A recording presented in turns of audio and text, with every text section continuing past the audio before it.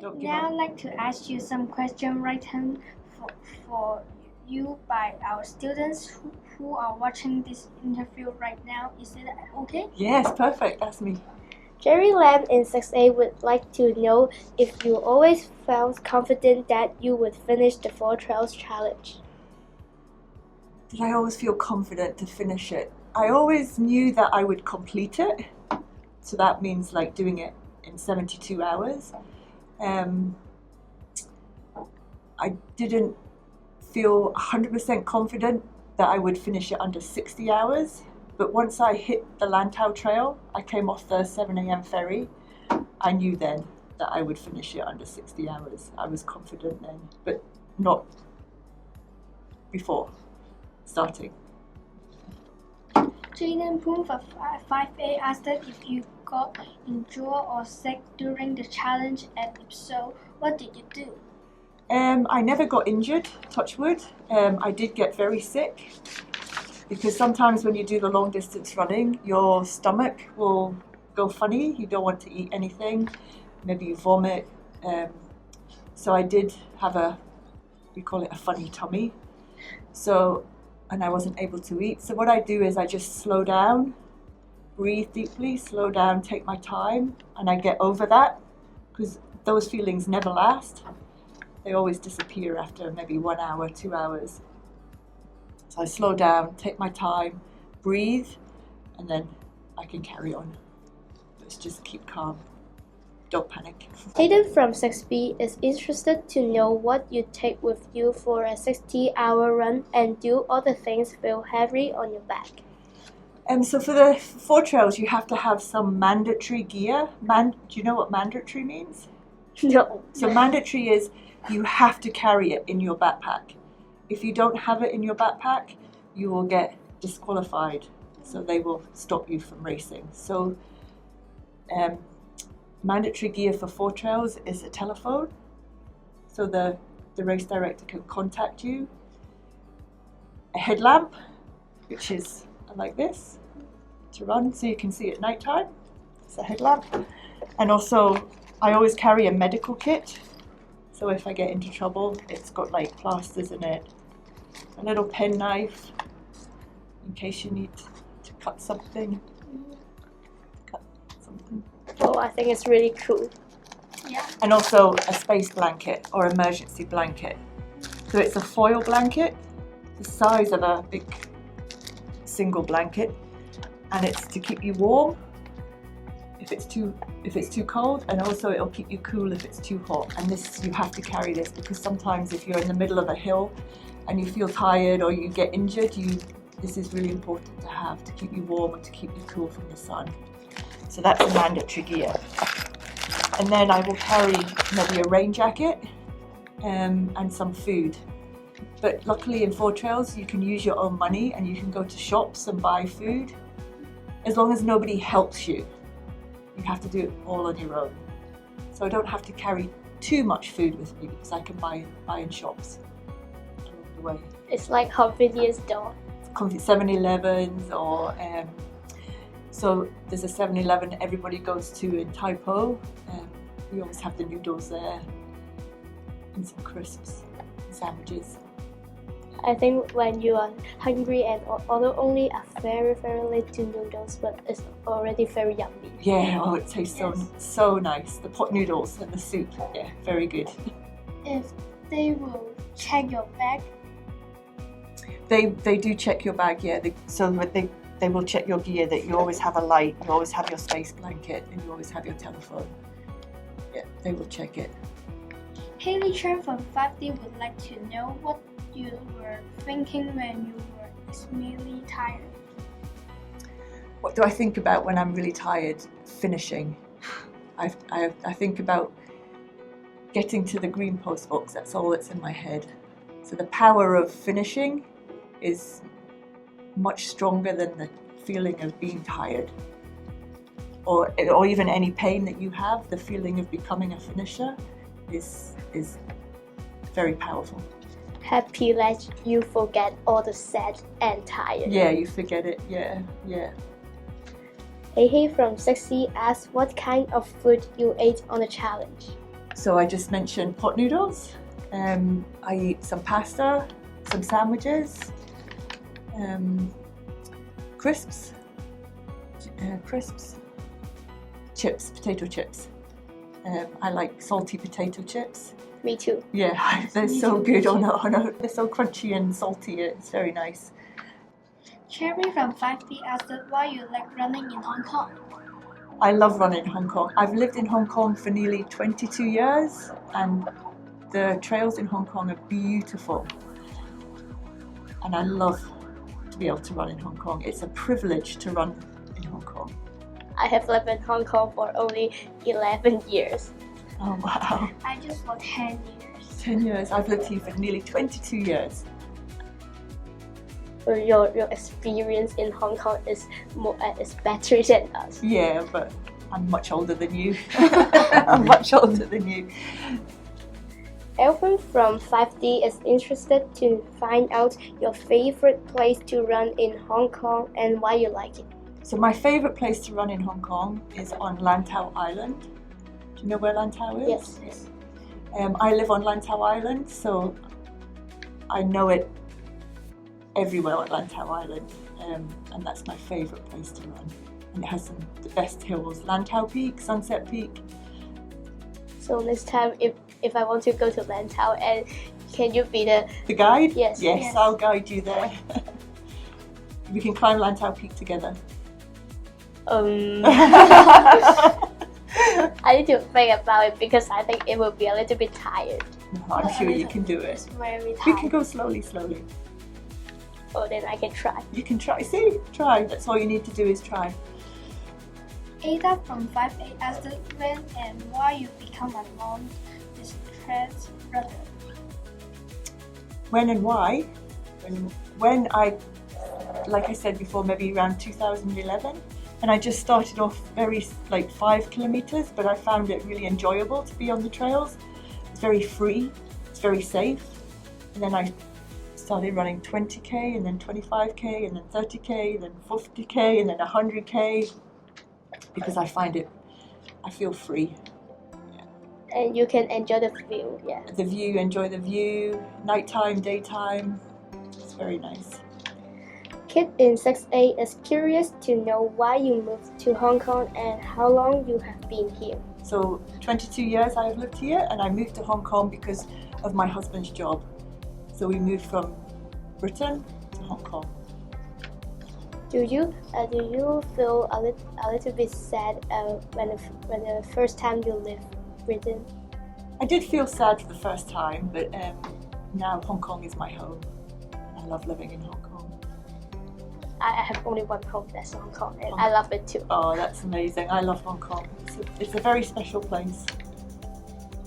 Hayden from 6B asked that you will share with us the most special animals you have seen while running on the trails. Oh, I've seen quite a few different kind of animals. Porcupines. Do you know what a porcupine is? No. No. You need a picture of a porcupine. It's a little animal with what do you call the needles? Spikes? Needles. Porcupine has needles. I have a video of one that I took when I was running. I'll show you it afterwards. So porcupines, many monkeys. Have you been to Golden Hill where the monkeys live? No. Oh yeah. Do you like the monkeys? No, I'm scared. I actually don't really like the monkeys that much either, but there's so many of them, isn't there?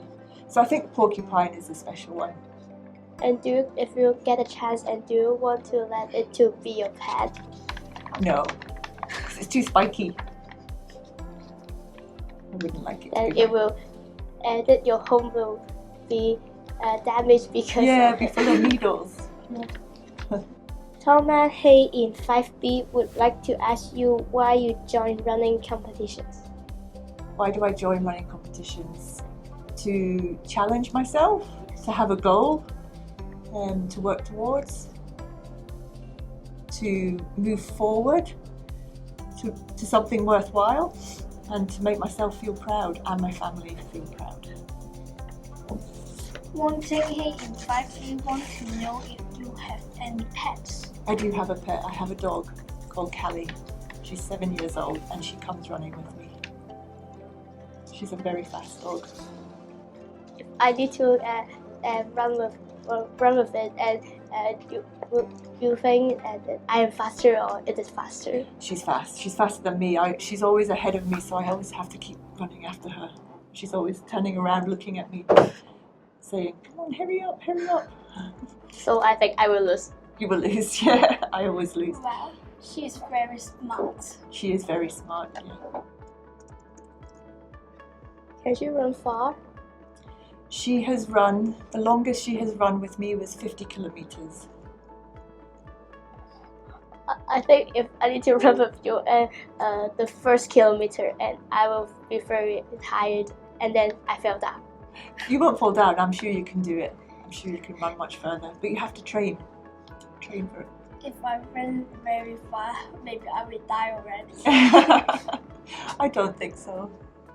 Our vice principal, Miss Chan, she asked if you think it is necessary to make the rules stricter each year, such as saying you cannot listen to music and that you can't use tracking poles to help you, and allowing only one driver and helper. I think the rules are fine. For me, the rules are okay. If he makes it stricter every year, that's his choice. But you know beforehand, before you go into the challenge, what the rules are, so you just have to accept that. But for me, it's fine. No music, no poles, no GPX watch. It's fine for me. But for me, if I need to run long distance, and then I think I need that there should be a music with me, or I will be very bored.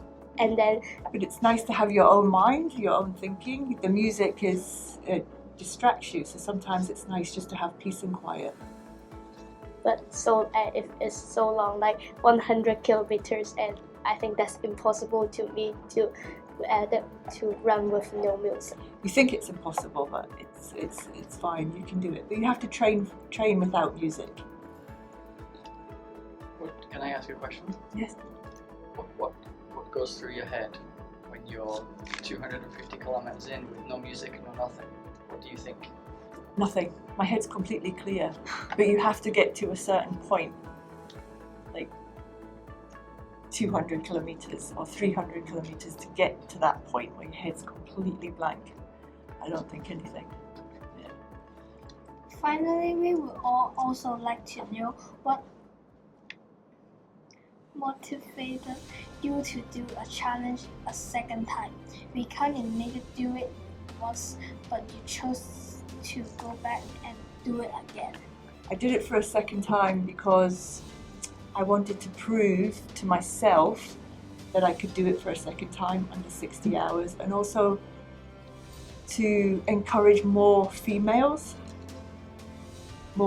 trail runners to sign up for the challenge. And it isn't impossible to do it.